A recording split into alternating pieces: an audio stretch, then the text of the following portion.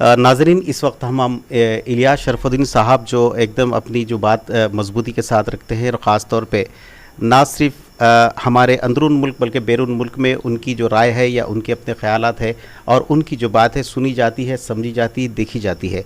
और ख़ास तौर पे आज हम उनके पास मौजूद है इस बाबत या इसलिए कि आपने ये देखे कि अभी हालिया गुज़िश्ता रोज़ शादी खाने में एक बाजे के मसले पर एक घमसान हुई और एक मरतबा जो है ना कई लोग ज़ख्मी भी हुए। आप सब जानते हैं लड़ाई झगड़ा जो ना हुआ है। तो इस ताल्लुक़ से हम इस बारे के अंदर हमारे मुमताज़ इस्लामिक स्कॉलर इलियास शरफुद्दीन साहब से हम मुलाकात करने के लिए आए कि इस ताल्लुक़ से क्या बोलना है। इलियास भाई, हमारे इस प्रोग्राम में आपका मैं खैर मक़दम करता हूँ और आपसे ये सवाल करता हूँ कि क्या जो ये उम्मत को जो खैर उम्मत के लक़ब से नवाजी गई थी, तो ये उम्मत का शिराज़ा बिखर रहा है। ना सिर्फ ये कि लॉकडाउन के बाद एक माशी का जो एतबार से जो इन्हितात हुआ है, इसके बारे में कुछ मनसूबाबंदी की जाती है कि इससे हम माशी एतबार से और तिजारती एतबार से किस किस्म से बाहर है इन मुश्किलात से, इन मसाइब से। लेकिन उम्मत का ये हाल है कि बैंड बाजे के नाम पे मैनेजमेंट की तरफ से जो है ना हमला किया गया और औरतों पर, ख़वातीन पे। तो इस बारे में आपका क्या ख़्याल है? अस्सलामु अलैकुम रहमतुल्लाहि व बरकातुहू। मैं ये कहना चाहता हूँ कि जहालत की बुनियाद पर यह वाक़या हुआ है।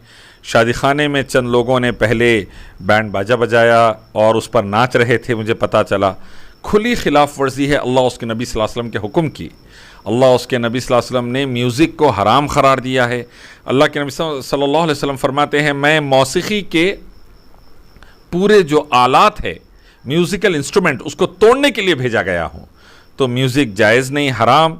बजाकर नाच जो रहे थे, पहली गलती उनकी और दूसरी गलती मैनेजमेंट के जो ज़िम्मेदार लोगों ने हमला कर दिया, खाने को बर्तन तोड़ दिए, खाने को पूरा ख़राब कर दिया, ख़वातीन पर भी हमला कर दिया, ये उनकी दूसरी गलती।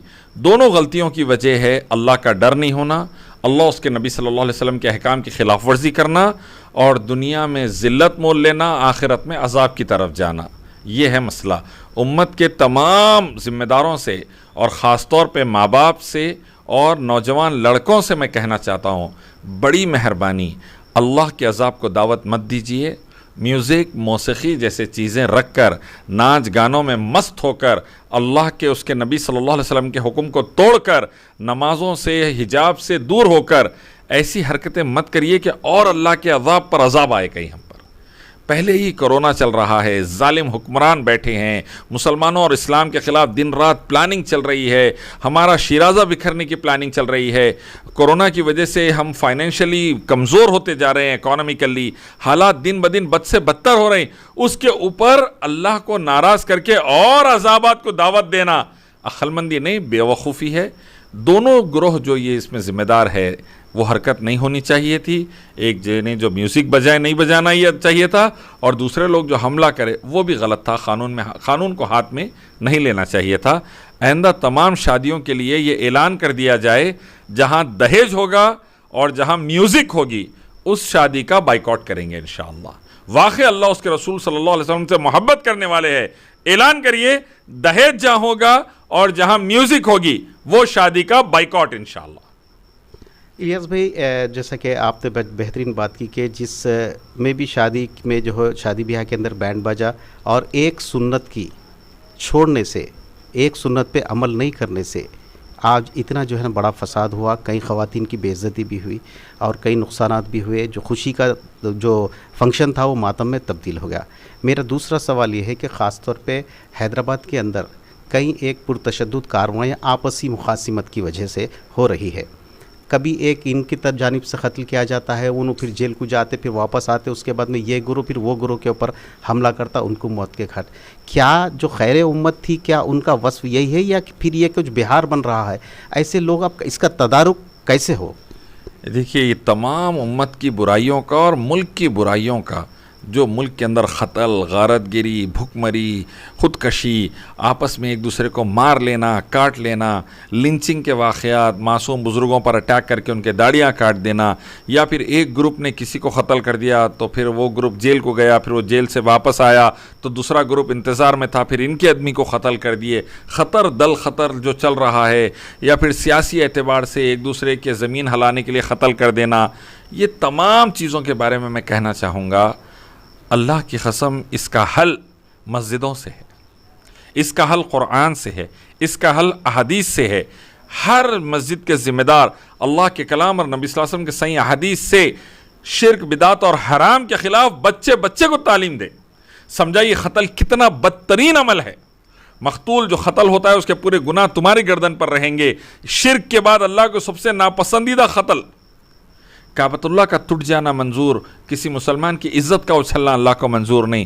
ہمارے پاس قتل، غارت گری، عزتوں کا اچھال لینا کامن ہوتے جا رہا۔ اس کا حل ہے مسجدیں، مسجد بھریں گی، نوجوان نمازوں کو آئیں گے، بزرگ نمازوں کو آئیں گے، ذمہ دار نمازوں کو آئیں گے، قرآن حدیث کھلیں گی، اور ہمارے ائمہ، ہمارے خطیب اللہ کے کلام اور نبی کے کلام سے نصیحت کریں گے، شرک اور بدعت اور حرام سے روکیں گے، اللہ کا ڈر دلائیں گے اور سمجھائیں گے ایک ایک چیز کا خبر حشر میں جواب دینا ہے، آخرت کا خوف آئے گا، انشاءاللہ برائیاں خود بخود ختم ہوں گی۔ الیاس بھائی، حالیہ اب جو ہے جو تاریخی عمارت شہر حیدرآباد چونکہ ایک تاریخی عمارتوں کا شہر ہے، اور خاص طور پہ ایک ہمارا جو عثمانیہ دواخانہ ہے جو تاریخی حیثیت کی عمارت جو ہے نا حاصل ہے، تو اب اس میں کیونکہ وہاں پہ اتنی بوسیدہ حالت ہو گئی ہے اس عمارت کی، تو آپ کیا سمجھتے کہ اس کو انہدام کرتے ہوئے وہاں پہ نیا جو ہے نا دواخانہ یا نئی عمارت تعمیر کی جائے؟ دیکھیے، سب سے اہم چیز ہے انسانی جان کی حفاظت، اس کا علاج، اور میں سمجھتا ہوں کہ انسانی جان کی حفاظت کے لیے، اس کے علاج کے لیے اگر کسی عمارت کو ہٹا کر اس سے اچھی عمارت وہاں بنا کر بہترین ہیلتھ کے، بہترین صحت کے فیسلٹیز، سہولتیں دی جا سکتی تو اس میں کوئی قباحت نہیں ہے۔ سو عمارت کوئی اچھے سے اچھا بنا کر عمدہ طریقے سے اگر اس کو ہی بہترین اچھے ہاسپٹل کو رن کر سکتے اس کے اندر تو الحمدللہ، نہیں رن کر سکتے، موجودہ عمارت اس قابل ہی نہیں رہی، موجودہ عمارت کے اندر وہ کیفیت باقی نہیں رہی، اس کو ہٹانا ہی ہے، یہ بات اگر انجینئرز بول دیے تو بڑی مہربانی، پھر اس کو ہٹائیے۔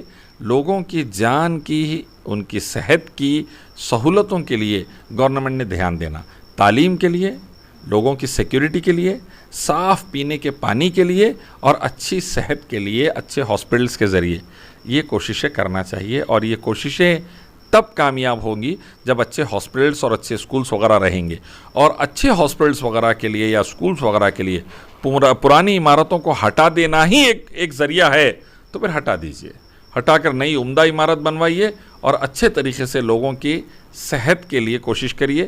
سی ایم KCR اور منسٹر KTR سے میں یہ کہنا چاہوں گا کہ عثمانیہ ہاسپٹل جو ہے وہ لاکھوں لوگوں کی سہولت کا باعث ہے، صرف حیدرآباد نہیں بلکہ حیدرآباد کے اطراف کے ڈسٹرکٹس ہے، کرناٹک کے ڈسٹرکٹس ہے، نہ صرف تلنگانہ، کرناٹک کے ڈسٹرکٹس ہے، آندھرا کے ڈسٹرکٹس ہے، وہاں سے بھی لوگ عثمانیہ ہاسپٹل کو آتے ہیں۔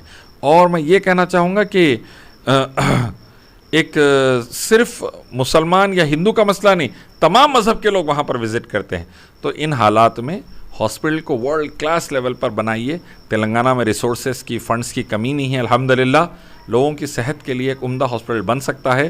امید ہے KCR ضرور اس پر غور کریں گے انشاءاللہ۔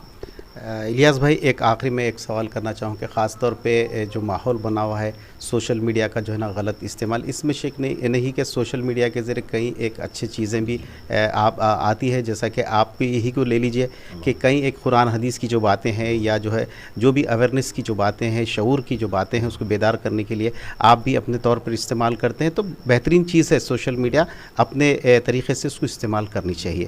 ابھی آپ نے دیکھا کہ میری مراد یہ ہے کہ اس لیے چند دن پہلے ایک ایسا واقعہ آیا کہ ایک صاحب کسی خاتون کے بارے میں جو ہے کچھ کامنٹ کر دیے، تو میں سمجھتا ہوں کہ یہی ذریعہ بنا ایک دوسرے کے مخالفت میں بات آگے جاتے گئی. تو اور لوگوں کو بھی یہی ذوق ہے، یہی شوق ہے کہ لوگ دیکھنا بھی یہی چاہ رہے ہیں، ان کو کچھ بولے ان کو کچھ بولے، تو اس قسم سے جو ہے نا بے حیائی کی باتیں جو ہے نا عام ہیں. تو میں آپ سے یہ بولنا چاہ رہا ہوں کہ اب جیسا کہ جو خودکشی کرنے کی جو کوشش کری مریضہ، جو بھی رپورٹر جو بھی ہے وہ صحافی، تو اب وہ آ گئے، تو سلیم صاحب بھی اگر باہر آئیں گے تو کیا آپ ان کو ملانے کی کچھ کوشش یا کچھ اپیل؟